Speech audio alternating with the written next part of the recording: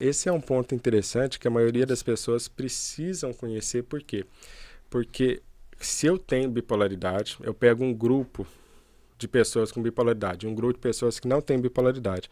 O grupo com a bipolaridade vai ter um sobrepeso e uma taxa de obesidade maior do que o grupo não bipolar. Então a gente já sabe que na bipolaridade existe uma tendência a ter um sobrepeso. E se deve a vários fatores, o que são pelo menos é, teorizados, né? Um fator comportamental, a pessoa deprime, aí ela come mais, se alimenta mais. A depressão, na qual a pessoa ganha peso, já é um indicativo, uma pista de possível depressão bipolar, não depressão unipolar. E o que acontece? Provavelmente existem genes comuns entre bipolaridade e obesidade que favorecem as duas coisas. Alguns medicamentos utilizados na bipolaridade podem aumentar o apetite. A gente não sabe bem qual o mecanismo que leva ao ganho de peso, mas alguns medicamentos podem fazer isso. Um exemplo seria a olanzapina, que é um antipsicótico muito utilizado e que é raro de alguém não ganhar peso usando ela, clozapina, outro antipsicótico. Então, você tem vários fatores em comuns que levam à bipolaridade e à obesidade ao mesmo tempo. E o que é obesidade? Também um processo inflamatório sistêmico, pró-inflamatório sistêmico, né? Então, vê como acumula uma coisa na outra, né? Então, bipolaridade já é causado por um estado pró-inflamatório sistêmico. A obesidade já é um estado pró-inflamatório sistêmico. Então, eu vou acumulando um problema em cima do outro. Por isso que cuidar da minha Eu não entendi alimentação... muito bem o que quer dizer com o termo inflamatório sistêmico, assim. Tipo, Então, quebrar as palavras. o que é o que é uma inflamação, né? Então, existe o seu sistema imune e ele quer te defender de algo.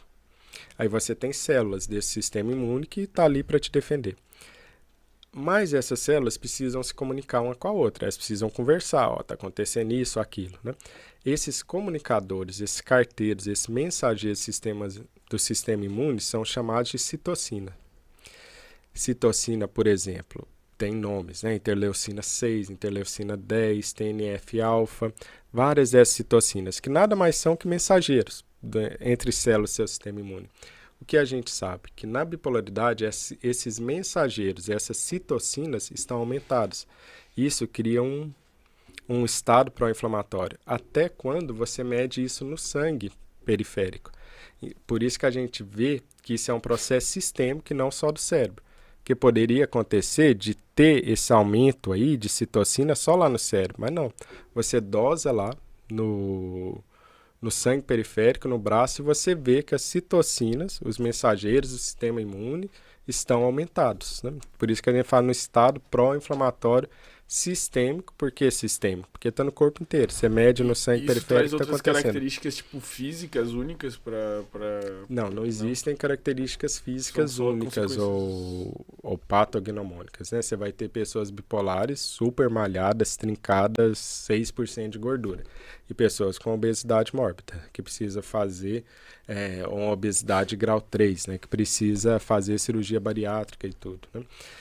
Então, o processo alimentar, ele é super importante no controle da bipolaridade.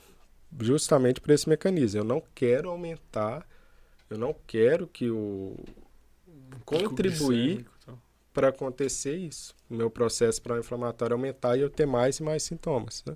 Então você vê como, a partir de conhecer as causas verdadeiramente da bipolaridade, você pode deduzir formas de melhorar, né? Agora aqui cria um grande problema. Por quê? Porque a alimentação já é difícil para a pessoa que não está deprimida. Já é difícil para a pessoa que não está no episódio fogão. Que lembra que no episódio fogão a pessoa fica impossível. Aí você fala para ela não comer chocolate e pizza, ela vai rir da sua cara, né? O cara tá gastando o patrimônio inteiro da família, você falando para ele não comer pizza, né? Não vai querer, não vai pensar nisso, né? Já é difícil. E é difícil para todo mundo. Essa é a verdade. Controlar a alimentação com o mínimo de decência é difícil para todo mundo. Por que é difícil para todo mundo? Porque o seu cérebro não racional está programado evolutivamente para o quê? Eu tenho comida hipercalórica, eu como. É assim. pensa, e fica muito claro quando a gente faz esse raciocínio, pensa em você lá na África, na savana, milhões de anos atrás, quando o ser humano estava evoluindo. Qual que era a regra? Eu era nômade, então eu não tinha uma casa, eu não tinha agricultura, eu matava alguma coisa, eu comia. Se eu não matava, eu não comia. Então era comum ficar muitos dias sem comer se você não achava a caça.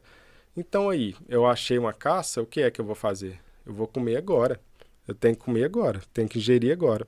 Porque aí eu consigo sobreviver e passar os meus genes. E eu vou querer o alface? Não, eu vou querer a parte mais gordurosa que o animal tem para me oferecer. A parte mais calórica que tiver aqui é a que eu quero. E essa é uma seleção natural, né? Os seres humanos que tinham prazer em comer comidas hipercalóricas sobreviveram e geraram genes. Os seres humanos que amavam comer alface morreram. Por isso não conseguiu passar os genes para frente. É a mesma lógica do sexo ser prazeroso. Se toda vez que alguém tivesse uma ejaculação fosse igual tomar um soco na cara, a humanidade não estava aqui, né? Então, e já deve ter existido isso. Provavelmente existia um ser humano lá no passado que ele sentia dor ao ejacular. Só que ele não passou os genes para frente. Então, tá aqui os seres humanos que sentem prazer ao ejacular, porque isso favorece passar para frente. Então, esse mecanismo, eu amo comida hipercalórica, salvou a gente ao longo de milhões de anos. O seu cérebro é isso, ele é programado para isso. Só que agora mudou. Agora você não precisa caçar, você não precisa fazer atividade física, você precisa fazer nada. Você vai lá, vai na geladeira, come a Nutella, senta no sofá, aí você volta, come, toma cerveja, come pipoca, come não sei o que lá, volta, sempre tem comida, não tem escassez de comida, sempre tem comida. Então virou o reverso. Agora eu preciso favorecer aquela comida que não é hipercalórica, né? E fazer atividade física se possível, né? Mas não. Então a gente está fadado pelo nosso ambiente a fracassar nisso. Porque não só isso aconteceu, como a indústria, o cara querendo ganhar mais dinheiro, a função dele, começou a fazer comidas cada vez mais hiperpalatáveis. A Nutella, você encontra árvore de Nutella? Tem árvore de Nutella? Não tem árvore de Nutella, né? Alguém produziu isso. E ele produziu isso como? Pensando em como você vai ficar mais saudável com a Nutella? Não. Como que eu coloco mais açúcar aqui sem matar o meu cliente, né? Porque também não é vantajoso matar o cliente, né? Como que eu coloco mais açúcar para ser o mais palatável possível para esse cara voltar e comprar mais de mim?